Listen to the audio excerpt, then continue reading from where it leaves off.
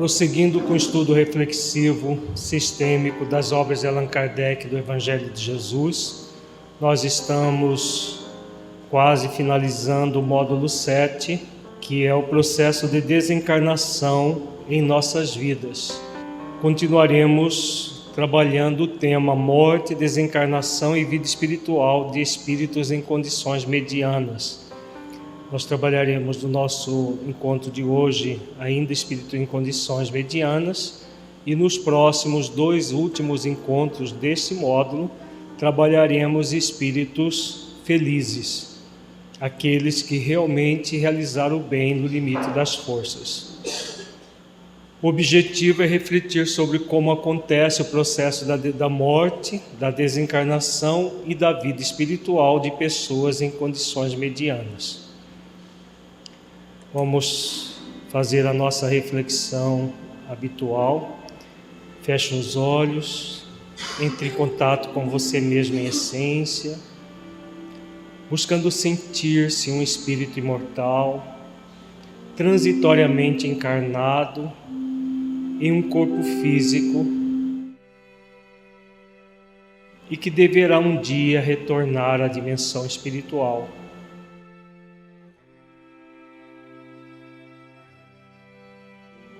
Como é para você pensar na morte do seu corpo físico e na sua desencarnação?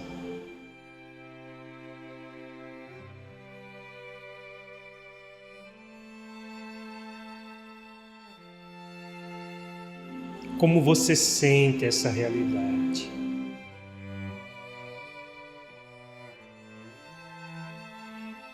Deixe os seus pensamentos e sentimentos fluírem, evitando qualquer mascaramento no processo de auto-engano. Seja verdadeiro, verdadeira com você, analisando-se com autenticidade.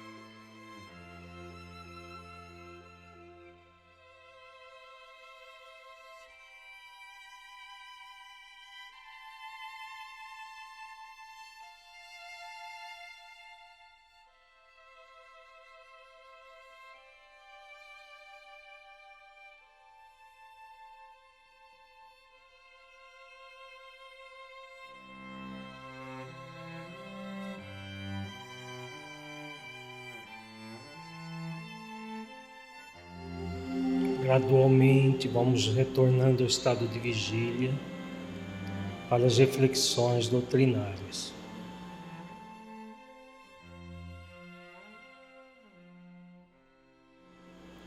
Nós vamos ainda continuar estudando do livro Céu e Inferno, na segunda parte, capítulo 3, Espíritos em Condições Medianas. Trabalharemos hoje um caso muito interessante, que é da senhora Ana Belleville.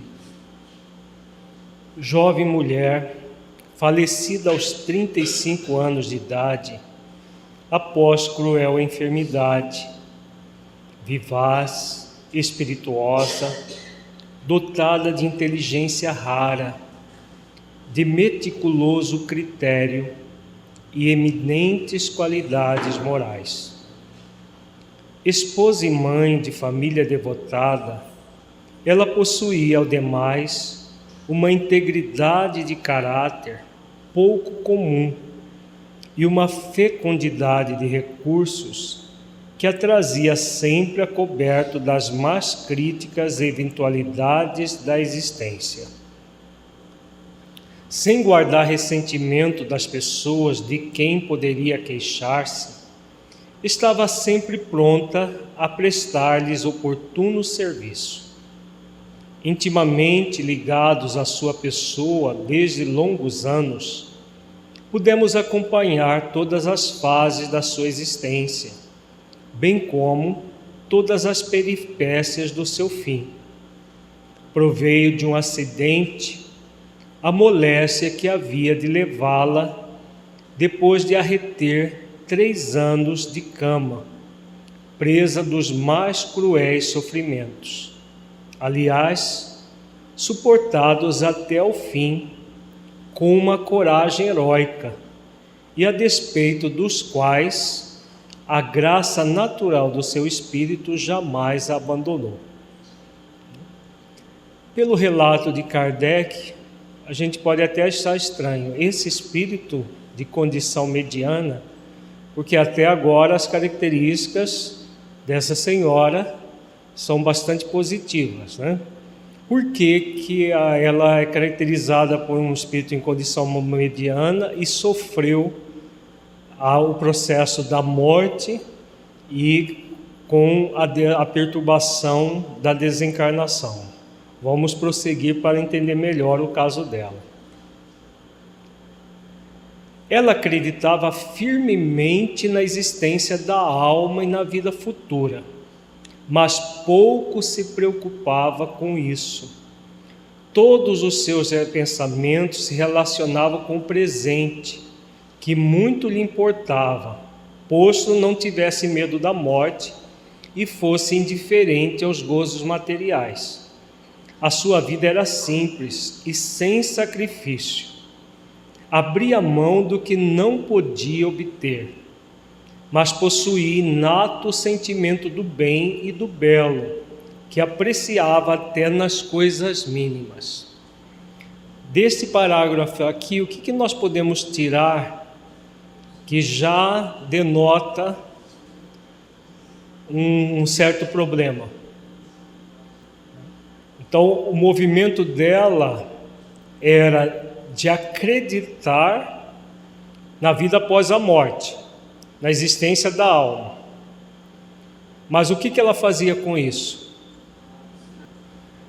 Nós não podemos dizer, pelo relato, que ela era uma pessoa sensualista, mas havia um apego à vida corporal, à existência, ao momento presente da existência, porque ela não se aprofundava em quê? Nas questões do espírito imortal. Então podemos dizer que ela, apesar de boa, ter uma boa índole, ter todo o movimento de simplicidade, como diz Kardec aqui, o sentimento do bem e do belo estava presente nas suas ações. Ela não... qual é a característica de tudo que nós temos estudado que ela não preenchia? Que é próprio dos espíritos que chegam na dimensão espiritual felizes e não de condição mediana. Vive para o material, não vive para o espírito imortal, como espírito imortal. Então o que faltou a ela, exatamente, apesar de crer no espírito imortal, ela não vivia como espírito imortal, que é uma diferença bem grande. Vamos ver que esse caso é muito interessante, porque são pequenas coisas que a maioria das pessoas não se atém e acha que basta acreditar, basta viver de uma forma que mesmo que não seja neutra, mas que já seja um pouco boa para as pessoas, já é suficiente. Vamos ver que não é. É preciso muito mais. Vamos continuar aqui. Queria viver menos para si que para os filhos, avaliando a falta que lhes faria. E era isso que aprendi a vida. Conheci o Espiritismo sem o ter estudado a fundo. Interessava-se por ele, mas nunca pôde fixar as ideias sobre o futuro. Esse era para ela uma realidade, mas não lhes deixava no espírito uma impressão profunda. Aqui nesse parágrafo já fica bem delineado o que aconteceu com ela. Então, quais as limitações que nós poderíamos retirar desse parágrafo? Ela tinha que tipo de conhecimento do Espiritismo? Superficial. Apenas informações da existência espiritual, da vida após a morte, mas ficava nisso. Por quê? Por que não ficava nisso? Ela fixava na vida dos outros. Então, o movimento dela, qual era em relação à vida?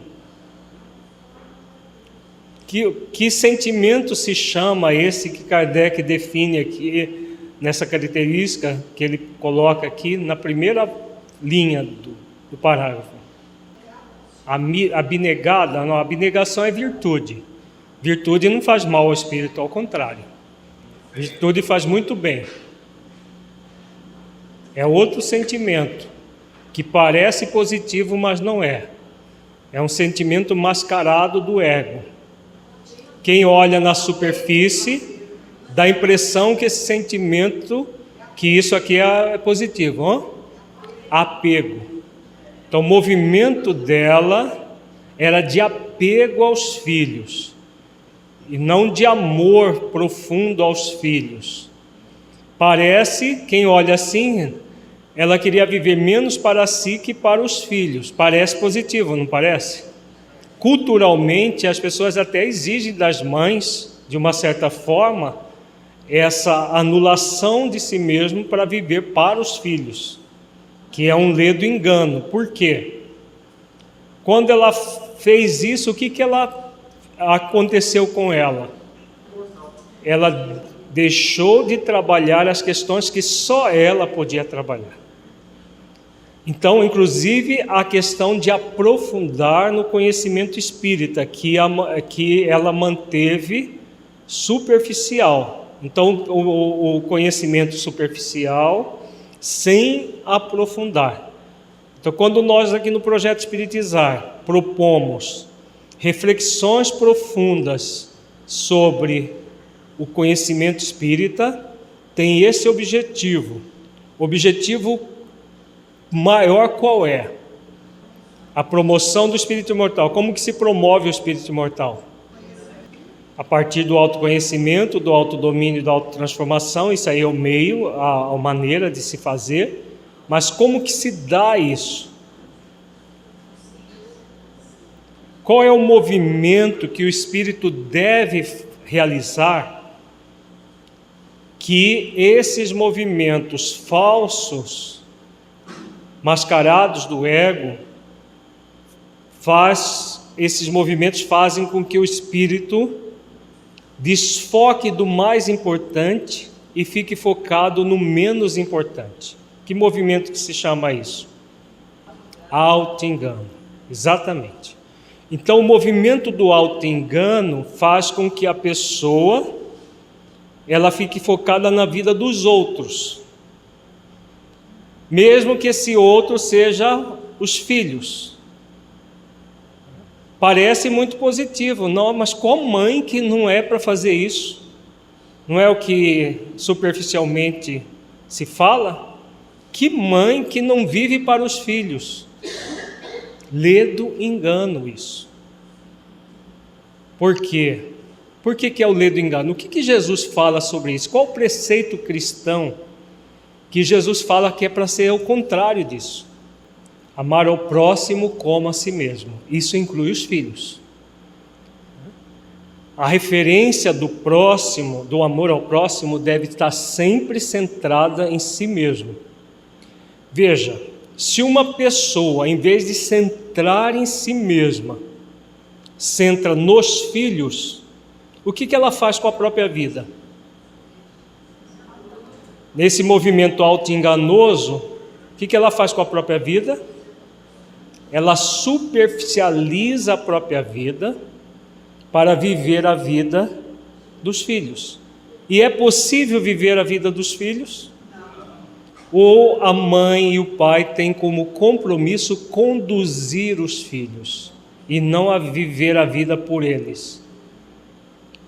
Na nossa cultura do apego, preconiza-se que o pai e a mãe devem viver pelos filhos, dar tudo que eles podem para os filhos, centrado nos filhos. É a cultura do auto-engano, da superficialidade. Enquanto que o compromisso é de viver a vida dela. Ao viver a vida dela, o que acontece na relação dela com os filhos?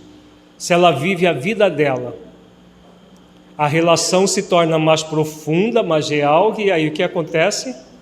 Mais amor. O amor se torna muito mais sublime, porque ela vai oferecer aquilo que ela está se aprofundando para desenvolver em si mesma. Ao se aprofundar nos valores da vida, como que passa a ser a relação da mãe com os filhos? Passam a ser também profundos. Por isso que esse movimento centrado ao apego é auto-enganoso. Parece positivo, mas não é. Porque desfoca a mãe ou o pai, ou seja lá quem for, da própria vida, do aprofundar nos valores da própria vida, com um processo no nível consciencial de que tipo? O que acontece no nível consciencial da pessoa que faz esse movimento? Existe um anestesiamento da consciência nessas situações. Por quê que há um anestesiamento? Para a sociedade, não é uma coisa boa a mãe viver para os filhos? Para a sociedade parece. Por isso que ele é auto-enganoso e ele produz um processo de anestesia da consciência. Enquanto a pessoa está fazendo isso, ela está, entre aspas, em paz. Ela está em harmonia. Está? Na verdade, não. A pessoa pensa que está. Como o processo auto-enganoso de máscara, parece que ela está tudo bem, mas ela está simplesmente anestesiando a consciência. Porque ela não deveria estar fazendo isso. Ela deveria estar aprofundando nos valores da vida que só ela pode fazer.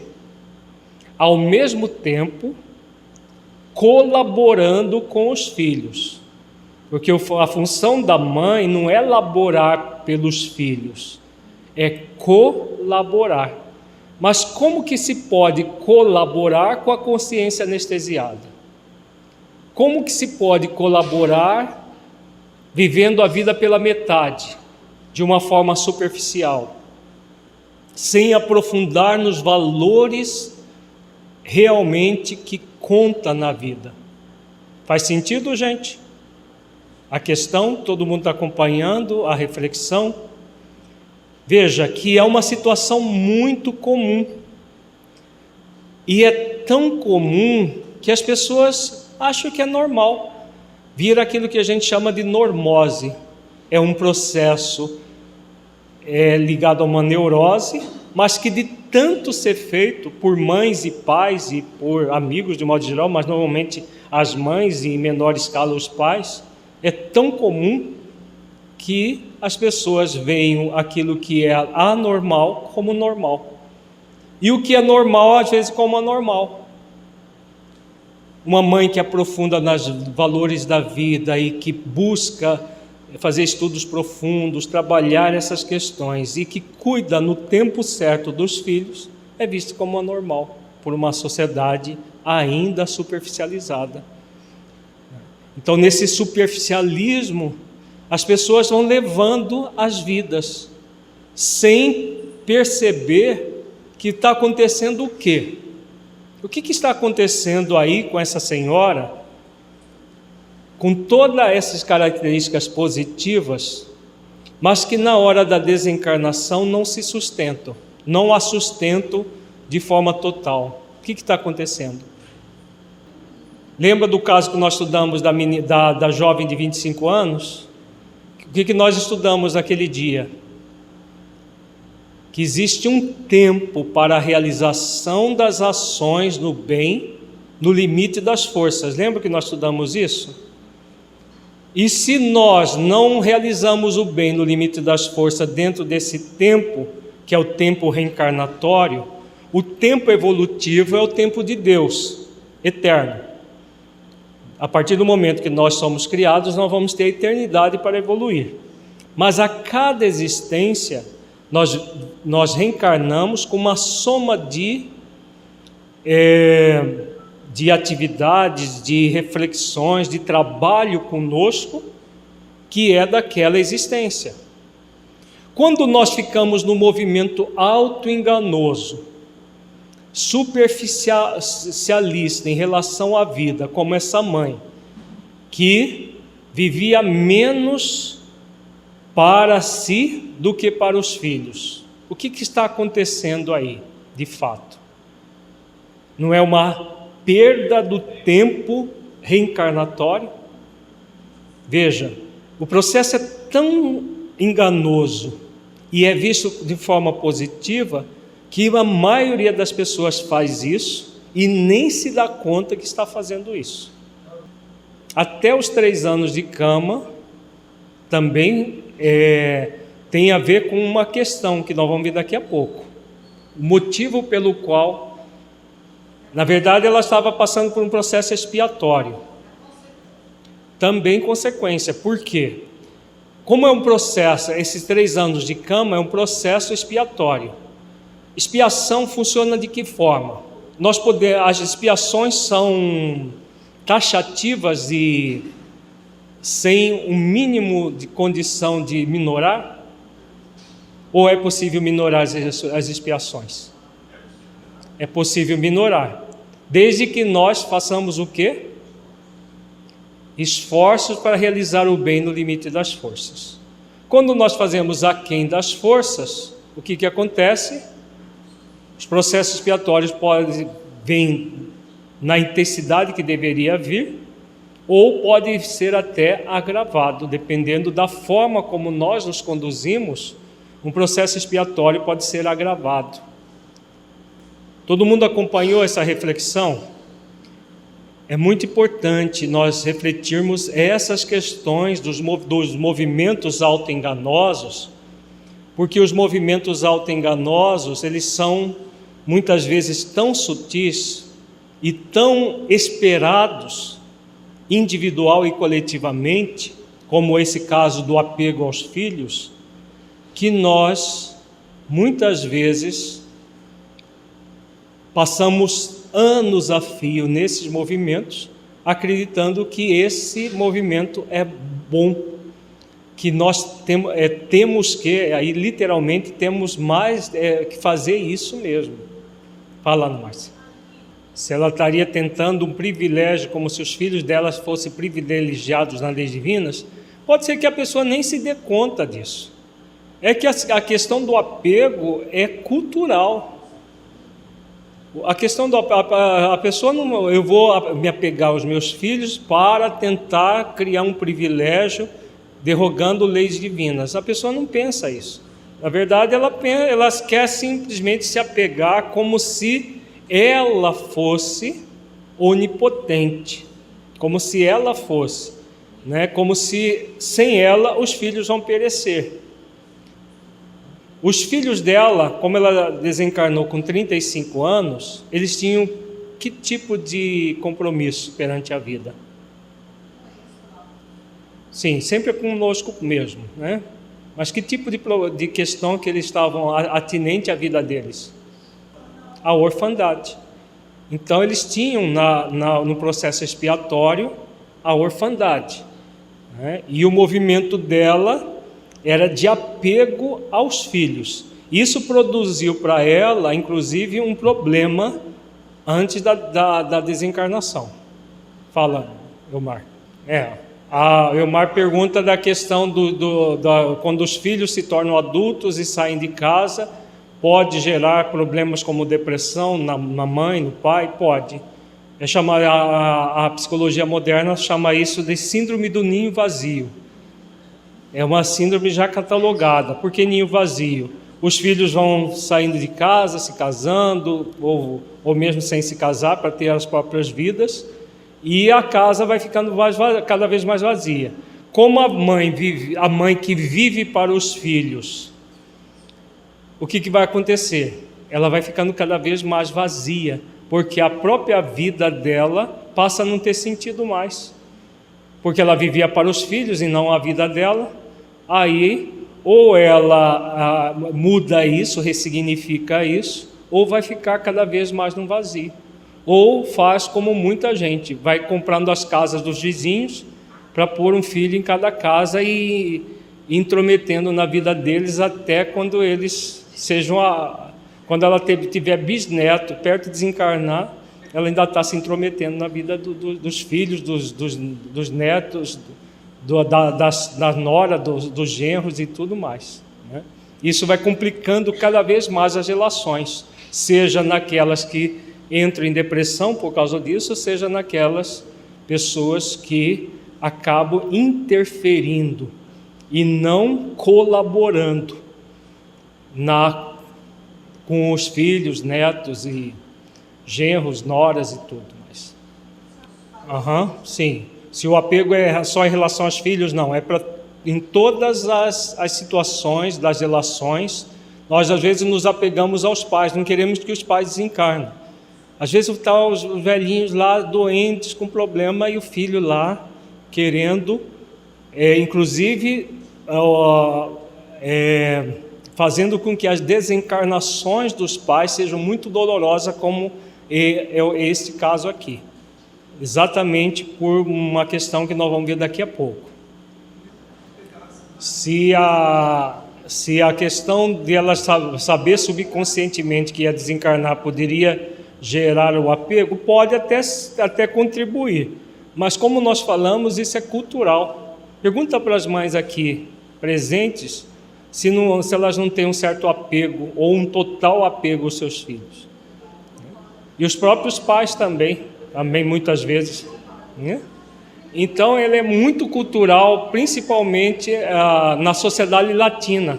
Aqui é uma francesa, a França tem uma cultura latina, né? Quanto mais latino, mais apegado. As mamas italianas querem pôr os filhos tudo embaixo da saia dela, até adultos e tudo mais. Por quê? Porque a cultura do apego é muito forte.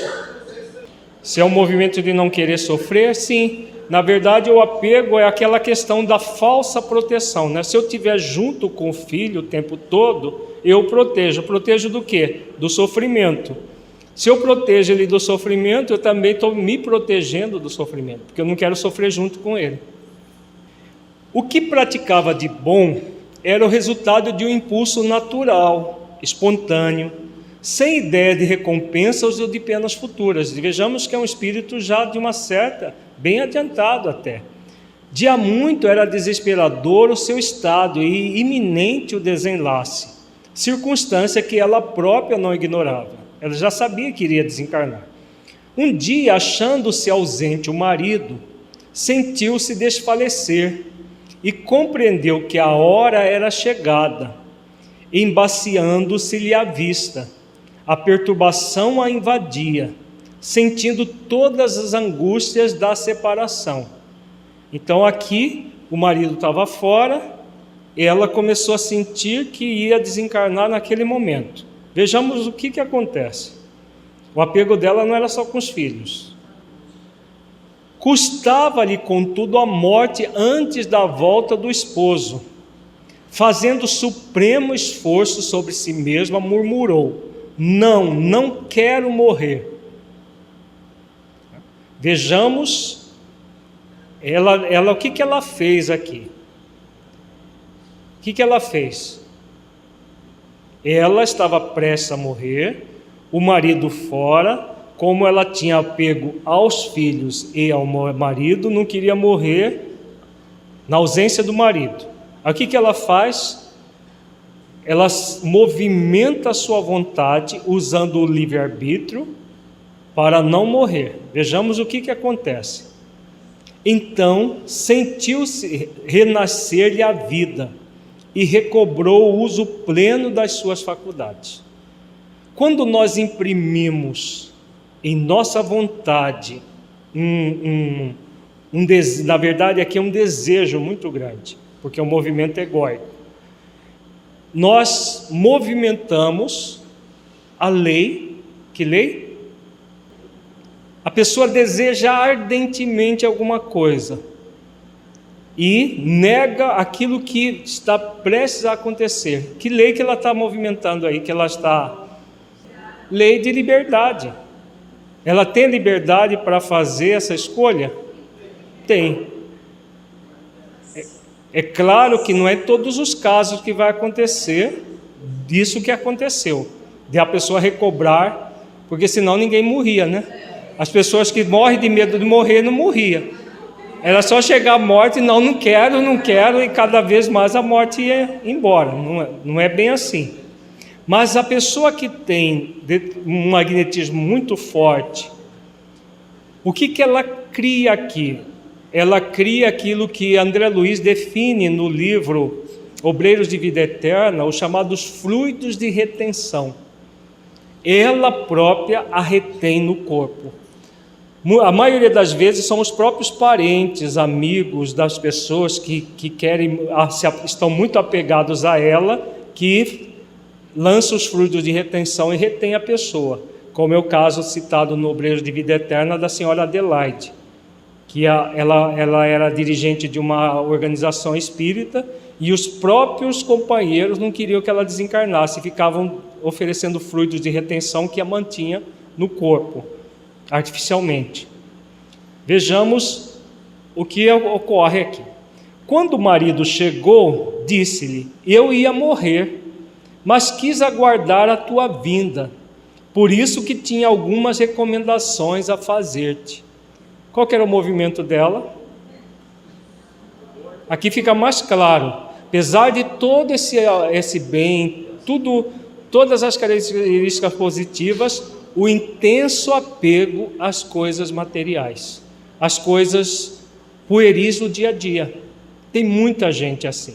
Muitos de nós temos essas características de apego àquilo que é impermanente, aquilo que é transitório, esquecendo que a vida real, ou nem sabendo, ou como nesse caso, não querendo se aprofundar no que é a verdadeira vida, que é a vida espiritual. Ela passa as recomendações porque o pensamento dela era na horizontal da vida e não na vertical. Agora vejamos o que acontece com ela. Assim se prolongou a luta entre a vida e a morte por 3 meses ainda, tempo que mais não foi que dolorosa agonia. Então o psiquismo dela imprimiu junto ao corpo uma força tal que ela ficou mais 3 meses ligada ao corpo em agonia, num processo de quase morte, mas não morria.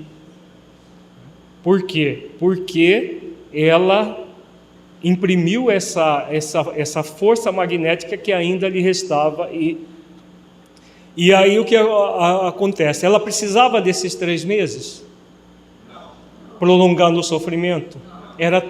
Foi totalmente desnecessário. E essa questão é muito mais comum do que a gente imagina. Como nós estamos trabalhando morte e desencarnação, isso não diz respeito apenas à nossa morte, à nossa desencarnação, diz respeito também aos nossos parentes, nossos amigos. Tem gente que emite tanto fluido de retenção que retém determinadas pessoas em agonia semanas, pode chegar a meses, como esse caso.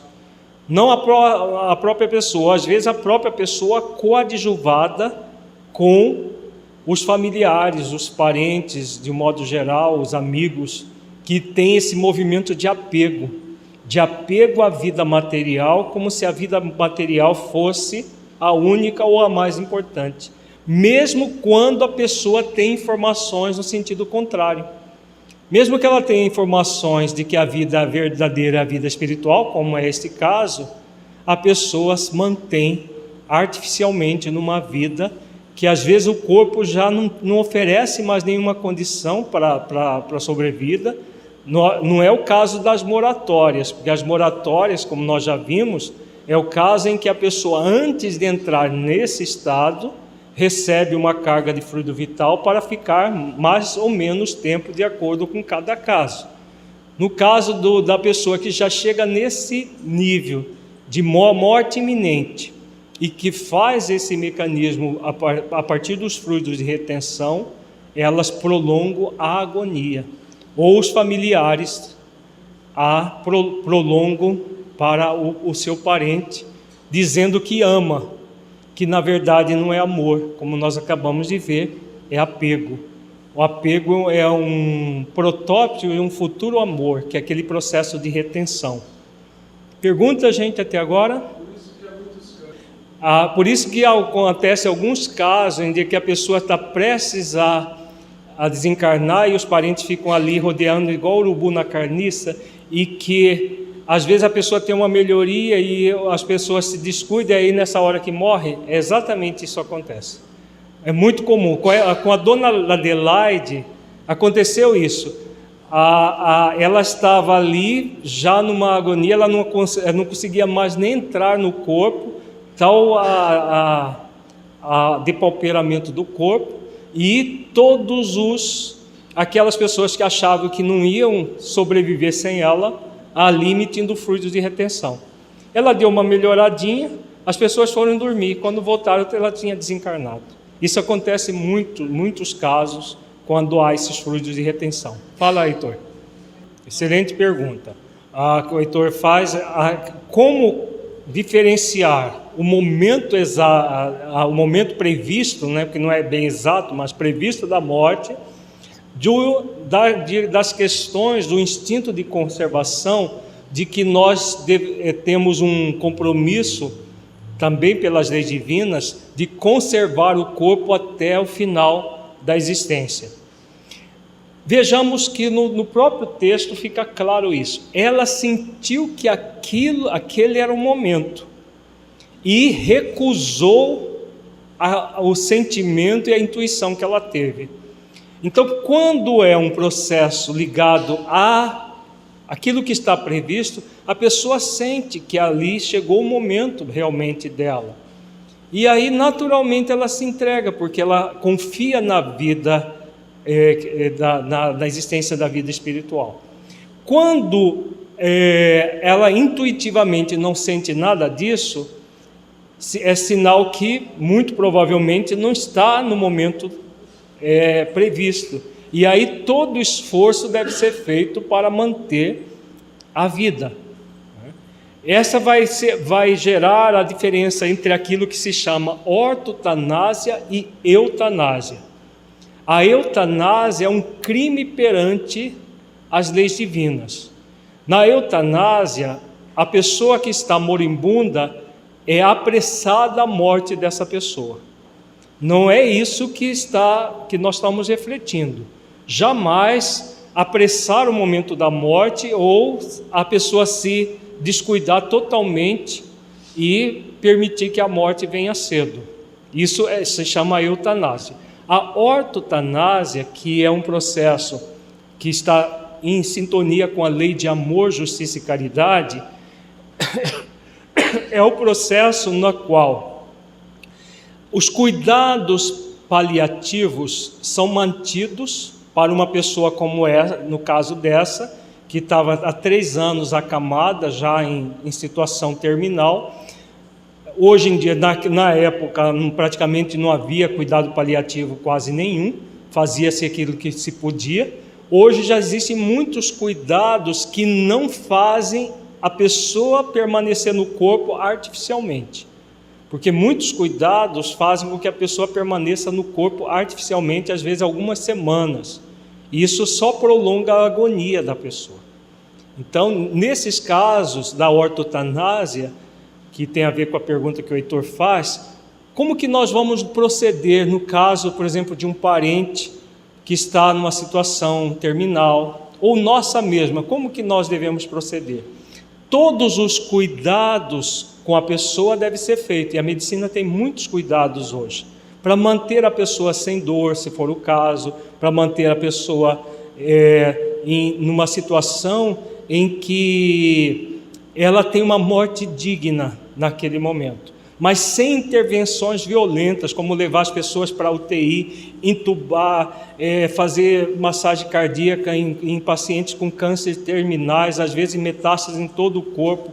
Hoje a medicina faz muitas coisas muito artificializadas, exatamente porque não tem que prolongar a vida, porque é a visão materialista da vida, como se a vida estivesse naquele corpo, e não a vida seja espiritual, que o corpo está terminando a sua existência.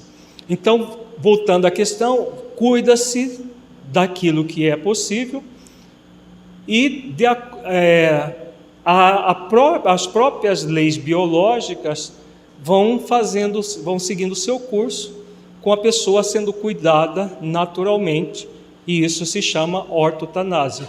Hoje é muito comum também, por exemplo, nos chamados home care, aqui no Brasil tem muito isso, né? Nos outros países eu não sei, que coloca-se a pessoa na própria casa, com cuidados de enfermagem, com cuidados todos necessários, para que ela possa ali junto com os seus familiares, desencarnar em paz, em tranquilidade, com a presença dos familiares, e não numa UTI, lutando contra um moinho de vento, como muitas vezes acontece. Então nós temos duas questões aí: a eutanásia, que é abreviar a vida, jamais isso deve ser feito, e a ortotanásia, que é o cuidar da vida, mas sabendo que a vida não é do corpo, a vida é do espírito, e como a vida do espírito, segue-se o curso natural da vida, sem processos artificializados. Ficou claro, Heitor? Então é preciso muito cuidado com essas questões, né? Porque nós não estamos preconizando aqui desleixo com a vida. Não, vai morrer mesmo, então deixa aí, num canto qualquer, daqui a pouco vai morrer. Não é nesse sentido. Se no caso de Chico Xavier foi a vontade dos espíritos que manteve no corpo, não. Essa vontade não é onipotente. Nós vamos ver um texto de São Luís que ele vai explicar isso. Se fosse assim como você está falando, a vontade dos encarnados seria onipotente. Esses processos acontecem assim, no máximo em meses. Nunca vai prolongar em anos a vida de uma pessoa. Não é possível. Aí ela deveria, se fosse possível, ter uma capacidade tão poderosa quanto Deus, que não é o caso. Mas o texto de São Luís vai explicar isso. Agora vejamos a evocação da senhora no dia seguinte ao da morte. O que aconteceu com ela? Meus bons amigos, obrigada pelo interesse que vos mereço. Demais, fostes para mim como bons parentes. Pois bem, regozijai-vos, porque sou feliz.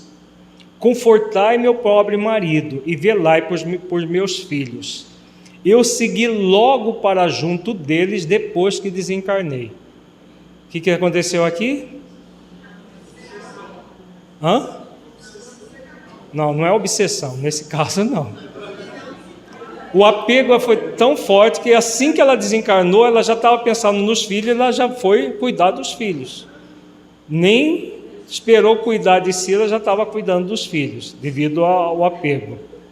Podemos supor que a vossa perturbação não foi longa, uma vez que não os respondeis com lucidez? Ah, meus amigos, eu sofri tanto, e vós bem sabeis que sofria com resignação. Pois bem, a minha provação está concluída. Não direi que esteja completamente libertada, não, mas o certo é que não sofro mais, e isso para mim é um grande alívio. Então vejamos, nesse caso ela ficou 3 anos em sofrimento corporal, depois mais 3 meses em agonia, por causa desse desejo intenso de permanecer no corpo, e mesmo assim a libertação não estava completa. Por quê?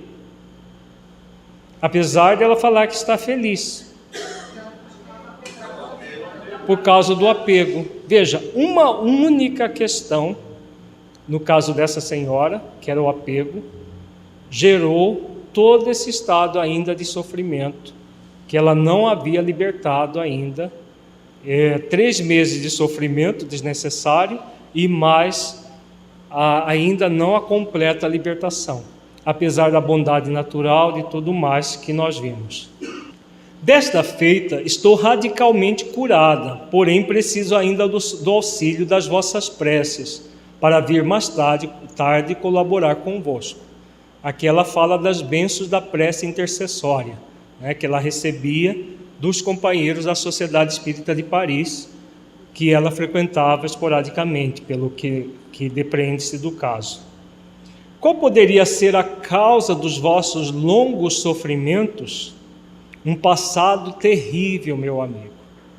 Então aqui ela reporta a expiação que ela viveu nos 3 anos de sofrimento, devido ao passado, aquilo que ela fez no passado.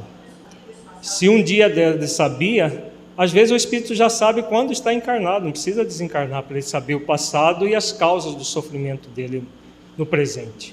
Dependendo da pessoa, ela já sabe intuitivamente ou mesmo através de revelações do passado dela. Podeis revelar-nos esse passado? Deixai que o esqueça um pouco, paguei-o tão caro. Então aqui ela não quis nem falar, também então um dia depois, ela sabia do passado, mas não quis revelar aos demais. 1 mês depois da morte. Agora que deveis estar completamente desprendida e que melhor nos reconheceis, muito estimaríamos ter convosco uma palestra mais explícita. Podereis, por exemplo, dizer-nos qual a causa da vossa prolongada agonia? Estiveste durante 3 meses entre a vida e a morte. Vejamos as explicações dela. Obrigada, meus amigos, pela vossa lembrança, como pelas vossas preces. Quão salutares me foram estas, e como concorreram para a minha libertação. Tenho ainda a necessidade de ser confortada. Continuai a orar por mim. Vós compreendeis o valor da prece. As que dizeis não são de modo algum fórmulas banais, como as murmuradas por tantos outros, que lhes não mede um alcance, o fruto de uma boa prece. Muito interessante essas considerações sobre a prece, né? As preces intercessórias, como funcionam? Vamos aproveitar para refletir um pouco sobre a prece intercessória. Qual o significado, o sentido da prece intercessória? Quando nós oramos por alguém, seja um familiar, seja um amigo, seja ou mesmo uma pessoa desconhecida que você sabe de algum problema dessa pessoa e você ora. Qual é o sentido da oração nesse caso? Veja que ela diz que tem necessidade de conforto e que a prece concorreram para a libertação dela. Por que ela concorre para a libertação do outro? Se as questões dizem respeito ao outro. O que é essa ação da prece? A mesma força que retém pode auxiliar a libertar. Então, quando nós oramos, o que nós fazemos? E veja que oração aqui não é a fórmula de você falar qualquer palavra. Não é como ela diz aqui, as preces murmuradas, como tantos outros fazem. É a prece em que nós sabemos que estamos movimentando energias no fluido cósmico universal e que essas energias, da mesma forma que a energia magnética pode destruir ou atrapalhar, no caso de fluidos de retenção, nós podemos utilizar da energia para construir, que é nesse caso. Então os fluidos que nós emitimos pelas orações chega sempre à pessoa que nós oramos, quando são fluidos desse tipo, em que nós sabemos o valor da prece e oramos oferecendo o que nós temos de melhor em nós mesmos em prol daquela pessoa. E essas energias chegam na pessoa e vão ser utilizadas pelos benfeitores espirituais e pela própria pessoa, de acordo com a necessidade e o mérito de cada um. Sofri muito, porém os meus sofrimentos foram largamente compensados, sendo-me permitido estar muitas vezes perto dos queridos filhos, que deixei com tanto pesar. Então aqui ela reafirma novamente a questão do apego. O apego era tamanho, claro que o apego não é, nesse caso aqui não é somente o apego. Havia um sentimento de amor dessa mãe pelos filhos, a ponto dela, já um mês depois, já ter estado várias vezes com o filho. Mas ao mesmo tempo, mesclado desse apego, que fazia com que ela não confiasse totalmente na providência divina e ela própria quisesse fazer as vezes de Deus para os filhos. Por isso que ela deixou os filhos com muito pesar. Prolonguei por mim mesma esses sofrimentos. O desejo ardente de viver, por amor dos filhos, fazia com que me agarrasse de alguma sorte à matéria, e ao contrário dos outros, eu não queria abandonar o desgraçado corpo com o qual era forçoso romper, se bem que ele fosse para mim um instrumento de tantas torturas. Aqui fica bem claro o movimento dela, do apego, e que ela se agarrou literalmente ao corpo, prolongando por 3 meses a agonia desnecessária. O que a levou a fazer isso? O apego é o processo, mas no nível mais profundo que o próprio apego. O apego é a consequência disso. Falei agora há pouco. A ausência da confiança na providência divina. Porque quem é que nos cuida? Deus é que nos cuida. O verdadeiro cuidador da nossa vida é a providência divina. Essa grande força divina que vela por todos os filhos de Deus. Ela não confiava. Por que ela não confiava? Exatamente, ela não confiava porque ela nunca se aprofundou nas verdadeiras questões espirituais. Então ela sempre ficou na superficialidade, naquela crença apenas superficial de que havia a vida após a morte, mas que ela nunca se aprofundou. Então ela nunca se aprofundou no estudo da providência divina para poder deixar os filhos entregues a Deus, porque Deus não Deus é que é Pai de todos nós e não nós somos criadores dos nossos filhos, né? Isso ela não fez por quê? Porque não tinha conhecimento suficiente para isso. Sim, orar e estar realmente é aquilo que Jesus ensina. A providência divina, Jesus ensina no Pai Nosso, quando Ele diz que seja feita a vossa vontade. Então a vontade divina é sempre auxiliar todos os seus filhos indistintamente. Só que a pessoa que não conhece isso em profundidade, não trabalha no nível do saber e do sentir, o que acontece? Como ela não trabalha no nível do saber e do sentir, é uma crença apenas de informação. Mas lá dentro não está havendo uma formação do espírito para que ele viva como espírito imortal.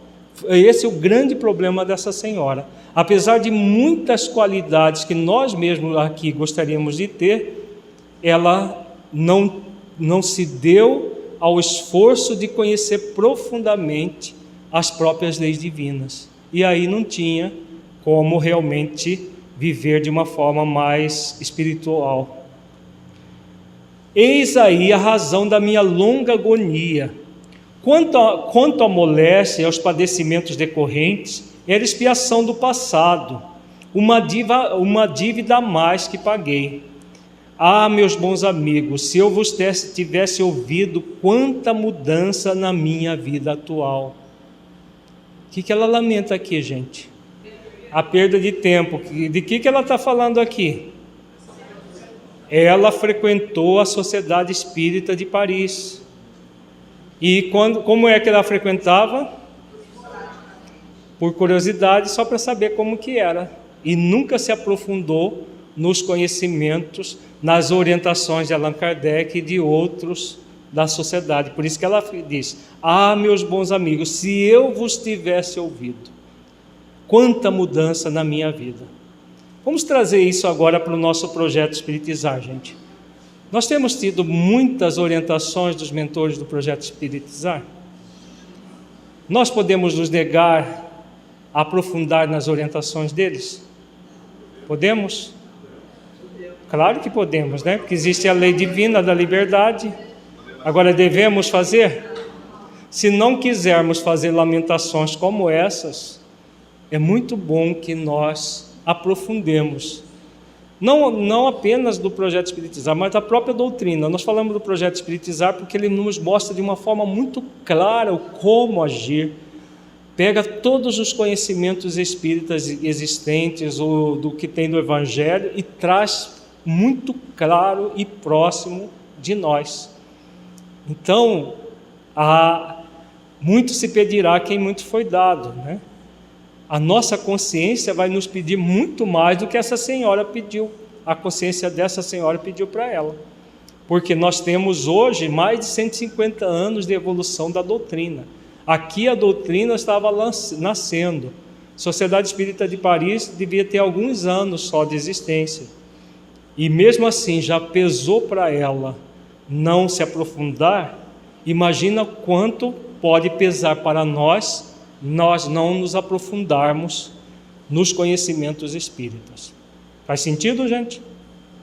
Se isso tem a ver com o fato dela não ter se tornado aplicadora, sim, porque o colocar a doutrina profundamente em nossas vidas é aplicarmos a doutrina em nossas vidas.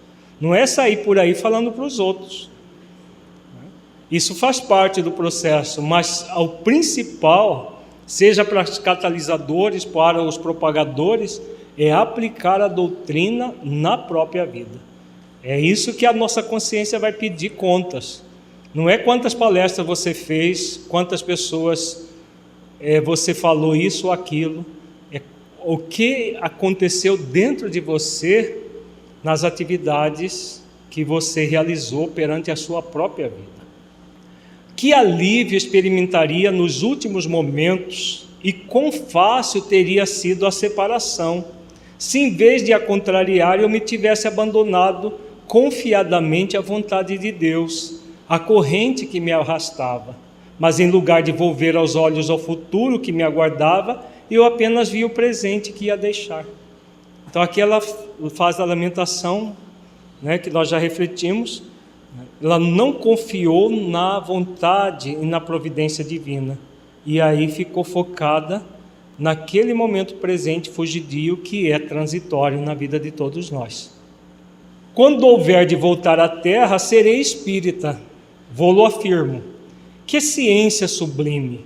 Assisto constantemente às vossas reuniões e aos vossos conselhos que vos são transmitidos. Se eu, quando na terra, pudesse compreendê-los, os meus sofrimentos teriam sido atenuados, a ocasião não tinha chegado. Não é um alerta para nós, gente? Que nós não estejamos futuramente lamentando a mesma coisa. Deixar para ser espírita convicto, reflexivo na próxima existência. Não, na próxima você, porque essa aqui já não tem mais jeito, né? Aqui ela coloca muito claro de quão importante eram aqueles conceitos que ela se recusou a aprofundar a existência inteira. Teve a oportunidade e não aproveitou a oportunidade. Isso é muito grave para o espírito. Nós estamos trazendo isso e generalizando exatamente porque é uma postura também muito comum em nós. Nós sempre achamos que não é bem assim, que a gente pode ficar numa superficialidade, que as coisas não são tão graves assim. Quem participou do encontro dos amigos do Projeto Espiritizar, os textos que nós estudamos, o quão grave é esse momento e quão importante é para nós nos aprofundarmos nesses valores. Hoje compreendo a bondade e a justiça de Deus, conquanto me não encontre suficientemente adiantada para despreocupar-me das coisas da vida. Meus filhos principalmente me atraem. Veja o quão forte é esse processo do apego. Não mais para mimá-los, porém para velar por eles, inculcando-lhes o caminho que o Espiritismo traça neste momento. Sim, meus bons amigos, eu tenho ainda graves preocupações, entre as quais avulta aquela da qual depende o futuro dos meus filhos. Ela já vivendo a realidade maior, vivendo tudo aquilo, ainda preocupada com o que ia acontecer com os filhos. E isso a imantava as questões terrestres. Existe aqui uma boa intenção, não existe? Mas por que é angustiante para o espírito isso? Porque ela está mal direcionada. E está mal direcionada por quê? Essa boa intenção. Porque ela já desencarnada está tão preocupada com a vida transitória, material, e desconecta-se da providência divina, daquilo que é real e que gera proteção efetiva no nosso caso. E isso para o espírito é perturbador porque gera angústia. Não é o cuidado com os filhos que é o problema, é como ela faz esses cuidados. Qual que é o movimento dela? Ela até cita. Qual que é o movimento dela? Que gera muita angústia, seja para o espírito encarnado ou desencarnado. Preocupação. Pré-ocupação. A ocupação antes da hora. Ela já estava preocupada com os filhos, o futuro dos filhos. Como se ela é que fosse o ser onipotente que tivesse que, literalmente, cuidar do futuro dos filhos. Então, isso é o quê? Aí, já no mundo espiritual, ela continuava ainda presa à superficialidade, sem aprofundar nos valores reais da vida. Porque a natureza não dá salto, não é porque ela desencarnou que tudo vai mudar. Todo o processo que ela viveu na existência corporal, ela leva para a vida espiritual. Então, ela continuava numa superficialidade, presas às questões puramente humanas, transitórias, mas ela estava presa. Fala, Bárbara. Aqui ela fala, compreende a bondade, e mesmo assim ela não consegue compreender totalmente. Sim. Por quê? Quando ela fala compreendo a bondade e a justiça de Deus, em que nível que é essa compreensão aqui?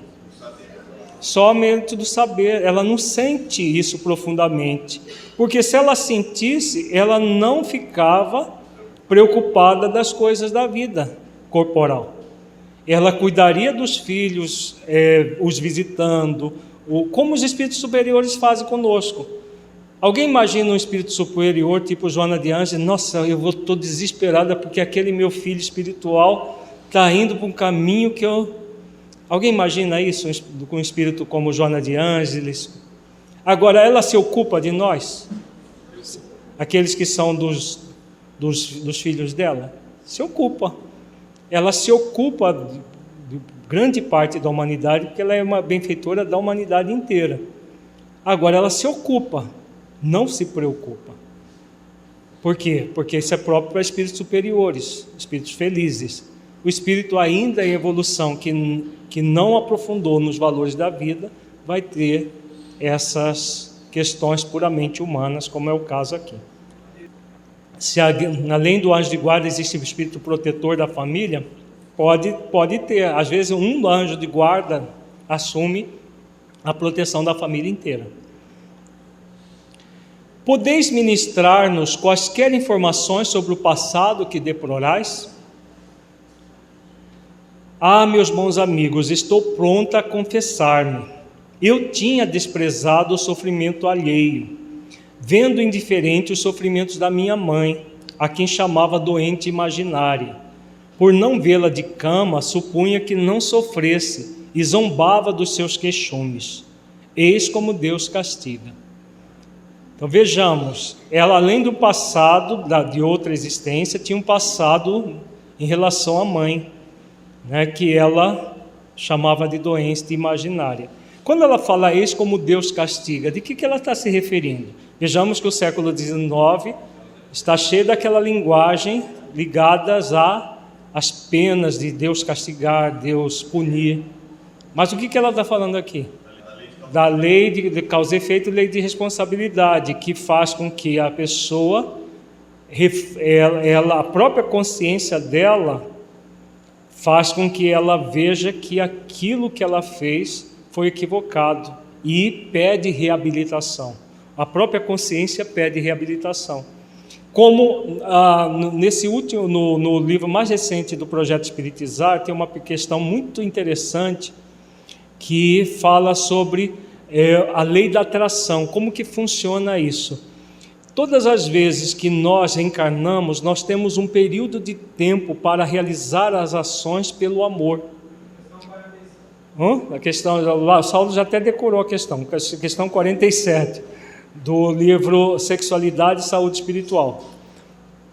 É um livro que nós recomendamos a todos, viu, gente? Merchandising. Mas é muito bom mesmo essa obra. Então o que acontece? A pessoa tem um tempo para realizar o bem, a evoluir pelo amor. Se ela tem um movimento da preguiça moral, como foi esse caso aqui, o que acontece? A dor vem, a dor expiatória vem, necessariamente, porque a pessoa malbaratou o tempo que ela deveria evoluir pelo amor, ela não usa, e aí vem a dor, como o segundo servo da parábola da grande ceia, ou dos 3 servos, que vem para que a pessoa possa refletir pela dor aquilo que ela não quis refletir pelo amor. Então, por exemplo, um processo expiatório, mesmo de outras existências, a pessoa pode minorar muito esse processo, se ela mergulhar profundamente nas causas dele e trabalhar em função da superação. 6 meses depois da morte. Agora que um tempo assaz longo se passou, desde que deixaste o invólucro material, tende a bondade de descrever-nos a vossa posição e ocupações no mundo espiritual. Na vida terrestre, eu era o que vulgarmente se chama uma boa pessoa. Antes de tudo, porém, prezava o meu bem-estar. Compassiva por índole, talvez não fosse capaz de penoso sacrifício para minorar o infortúnio. Então vejamos, ela era uma boa pessoa, mas ela tinha ainda o movimento de pensar no quê? Qual que era o movimento dela? Eu e os meus. Fica muito claro. O movimento dela era de se preocupar com ela, com o marido e com os filhos. O movimento centrado num processo ainda egocêntrico, egocêntrico, apesar de já ter uma compaixão por índole, como ela diz. Hoje tudo mudou, e posto seja sempre a mesma, o eu de outrora modificou-se. Ganhei com a modificação, e vejo que não há nem categorias, nem condições além do mérito pessoal. No mundo dos invisíveis, onde um pobre, caridoso e bom se sobreleva ao rico que humilhava com a sua esmola. Velo especialmente pelos que se afligem com tormentos familiares, com a perda de parentes ou de fortuna. Olha como é interessante essa informação que ela dá aqui. Então, ela já 6 meses depois já estava como uma trabalhadora, provavelmente, da Sociedade Espírita de Paris, né? Da região onde ela estava. O que ela fala aqui? Que tipo de trabalho ela assumiu? Exatamente da maior dificuldade dela. O que se chama isso? Veja, ela começou a trabalhar com as pessoas que se afligem com os tormentos familiares, com a perda de parentes ou de fortuna, ligados exatamente ao apego, não é? Então, pessoas que tinham o mesmo problema que ela. Qual que era o propósito existencial que a gente dá para depreender desse caso? Qual que era o propósito dela? Trabalhar o desprendimento. Como ela não se propôs a trabalhar o desprendimento, ainda no mundo espiritual, ela foi trabalhar com pessoas que precisavam da mesma coisa. Joana de Angelis diz assim, que o remédio que a gente coloca na ferida do próximo é o remédio da nossa própria alma. Então, quando ela trabalha com as pessoas que estavam num processo de apego, o que ela estava produzindo? Também para ela o movimento de se acostumar ao desprendimento. Muito interessante esse dado aqui. A minha missão é reanimá-los e consolá-los, e com isso me sinto feliz. Ana. Agora vejamos uma reflexão que São Luís faz para a gente concluir sobre o caso dela. Importante questão decorre dos fatos supramencionados. Eila, poderá uma pessoa, por esforço da própria vontade, retardar o momento de separação da alma do corpo? Então, se nós podemos retardar, vejamos. Resposta do Espírito São Luís. Resolvida afirmativamente, sem restrição, esta questão poderia dar lugar a consequências falsas. Certamente, em dadas condições, pode um espírito encarnado prolongar a existência corporal a fim de terminar instruções indispensáveis, ou ao menos por ele como tais julgadas. É uma concessão que lhe pode fazer, como no caso vertente, além de muitos outros exemplos. Então, de que São Luís está falando aqui? Ele está falando de duas leis divinas. Quais leis? Uma nós já vimos, lei de liberdade. E a outra? Lei de permissão. Sem a permissão divina, não há como o espírito prolongar essa existência. Mesmo se ele for o espírito mais rebelde do mundo, que queira ficar ali no corpo, não, daqui não sai, daqui ninguém me tira. Se não houver permissão divina, ele vai morrer mesmo.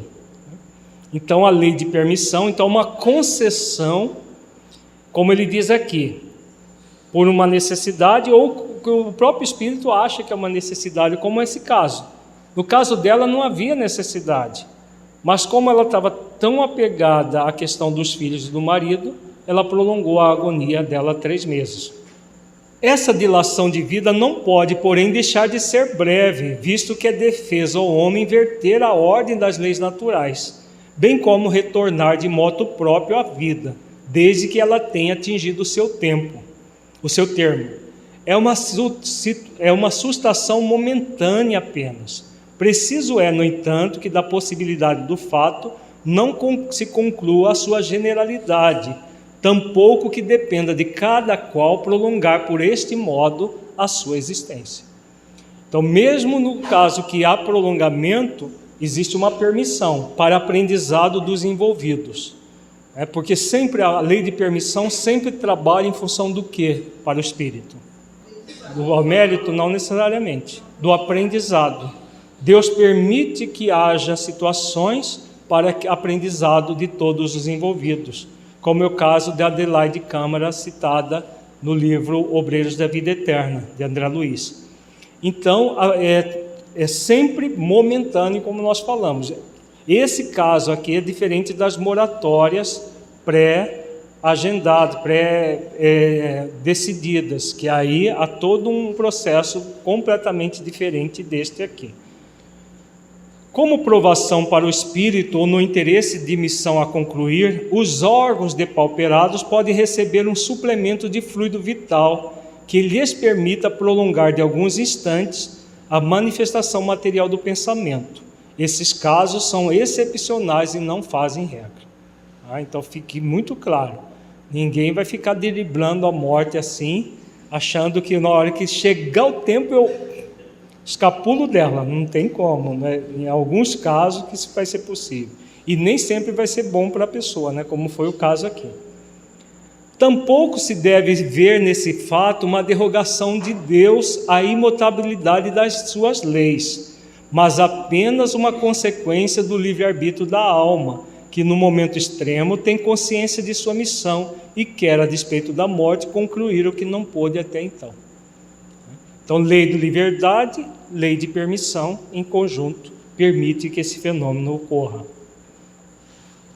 Às vezes pode ser também uma espécie de castigo infligido ao espírito duvidoso do futuro, esse prolongamento da vitalidade com o qual tem necessariamente de sofrer. É aquela questão das consequências do ato, que nas obras básicas é chamado de castigo. Se poderia haver um só anjo? Não, um espírito protetor para a família toda. Um dos anjos de guarda da família assume a função de protetor. Que os espíritos superiores, eles têm capacidade de proteger muita gente ao mesmo tempo, não necessariamente uma pessoa. Então um anjo de guarda de alguém pode ser protetor de um outro, mas o anjo de guarda cada um tem um. Vamos fazer a nossa avaliação reflexiva. Feche os olhos, entre em contato com você mesmo em essência, buscando sentir o conteúdo estudado neste encontro. O que você entendeu do conteúdo que se aplique à sua vida?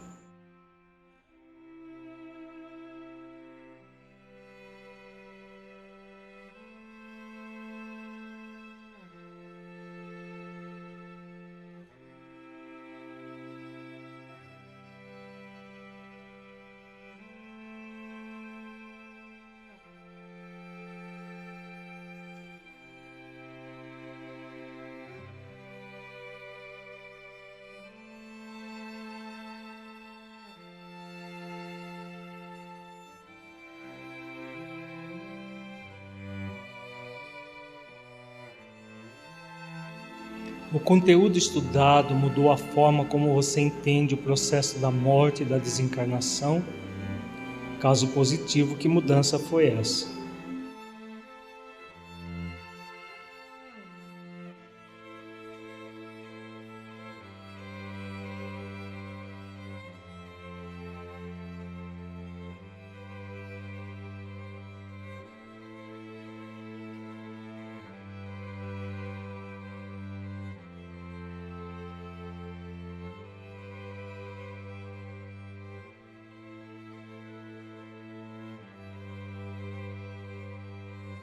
Neste encontro, refletimos como se dá o processo da morte e da desencarnação e que, pela lei de afinidade, o desprendimento do espírito do seu corpo por ocasião da morte será mais ou menos lento,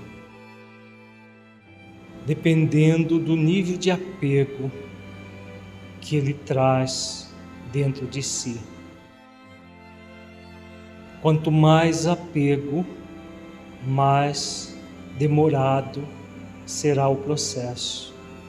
E quanto mais o hábito de elevação de pensamentos, de aprofundamento nas questões do espírito imortal, mais rápido e suave será o processo.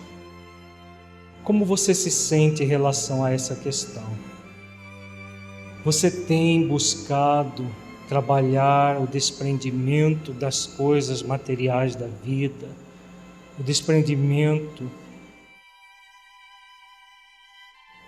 dos seus relacionamentos, um aprofundamento nas questões espirituais da vida,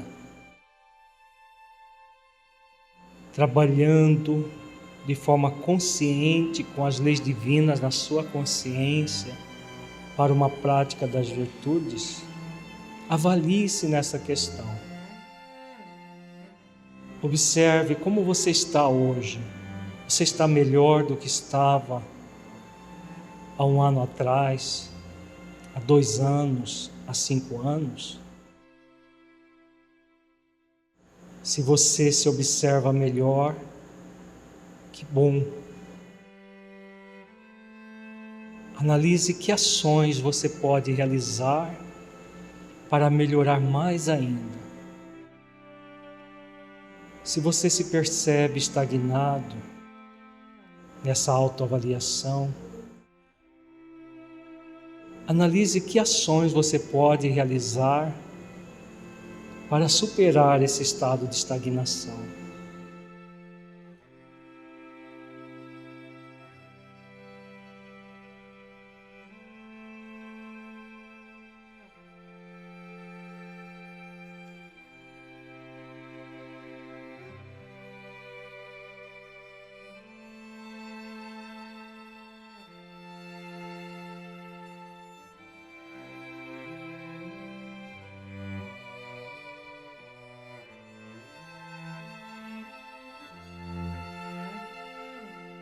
Sinta-se agora um espírito imortal, que traz em si mesmo a determinação divina de evoluir até a perfeição relativa, pelo conhecimento pleno e cumprimento das leis divinas, pela prática das virtudes e pela busca da unidade com Deus.